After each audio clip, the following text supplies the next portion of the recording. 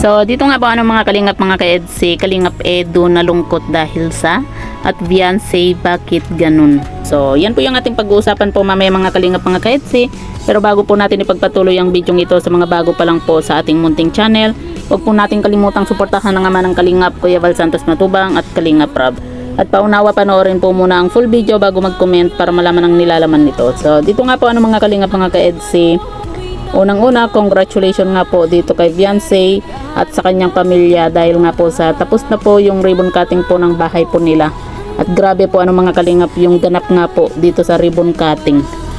Talagang may mga bigatin po yung bisita po ni Beyonce nga po. Pero yun nga po mga kalingap mga ka-EDC, nakakalungkot din po kasi wala pong pumunta po na Kalingap Angels, pero nauunawaan din po natin kasi nga po syempre gaya nga po ng sinabi po ni Beyonce na yung iba po kasi ay college at saka syempre may pasok, busy rin po sila, at yung iba naman po ay malayo po yung kanilang bahay nga po.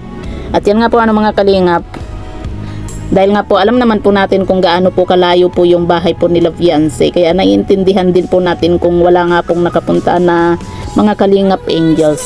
At yan nga po mga kalingap mga ka-EDC, sa part nga po ng pagpapasalamat po ni Beyonce, halos maging ako po mga kalingap, talagang napapaiyak po ako sa mga mensahe po ni Beyonce nga po sa kanyang pagpapasalamat. Pero yun nga po mga kalingap mga ka-EDC, may mga nagtatampo po dito kay Beyonce dahil nga po sa hindi po niya napasalamatan po itong si Kalingap Edu. Nagulat nga rin po ako mga kalingap kasi maging ako hinihintay ko din po yung pasasalamat po ni Beyonce dito kay Kalingap Edu.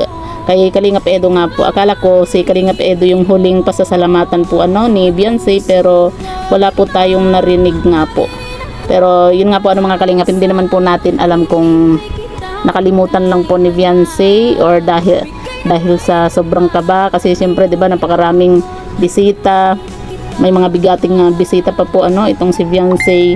Hindi po natin alam kung bakit hindi po niya napasalamatan itong si Kalingap Edu. Pero yun nga po mga kalingap, parang nalungkot din po ako kasi siyempre 'di ba isa po si Kalingap Edu sa dahilan ng tagumpay po ni Beyonce sa buhay.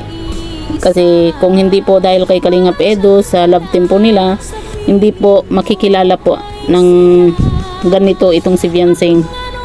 At hindi rin po magkakaroon po si Beyonce nga po ng maraming blessing, ng mga bigating sponsor kung hindi po si Kalingap Edu yung kanyang naging love team nga po Pero yun nga po mga kalingap mga ka-EDC, understanding naman po itong si Kalingap Edu, kaya maiintindihan po niya kung bakit hindi po nabanggit or hindi po nakapagpasalamat po si Beyonce dito kay Kalingap Edu. Kasi 'di ba sa tuwing may vlog po si Kalingap Rob dito sa Tambalang EDC, lagi-lagi pong nagpapasalamat po itong si Beyonce, pero sa part ng pinakamahalagang tawag dito, yung pinakamahalagang parte ng buhay po ni Beyonce, yung sa cutting ribbon, kumaga ba't dun pa hindi nakapagpasalamat itong si Beyonce nga po. Kaya marami po tayong nababasa na nagtatampo dito kay Beyonce nga po kasi hindi po siya nakapagpasalamat dito kay Kalingap Edu. Pero yun nga po mga kalingap mga ka-EDC, magkasama naman po itong si Kalingap Edu at Beyonce nga po. At malay po natin sa parts, hindi man po nabanggit ni Beyonce yung pagpapasalamat dito kay Kalingap Edu sa ribbon cutting, malay po natin 'di ba sa part 72 po ng vlog po ni Beyonce ng EDC, dito po natin maririnig yung pasasalamat po ni Beyonce nga po Kaya wag na po tayong magtampo.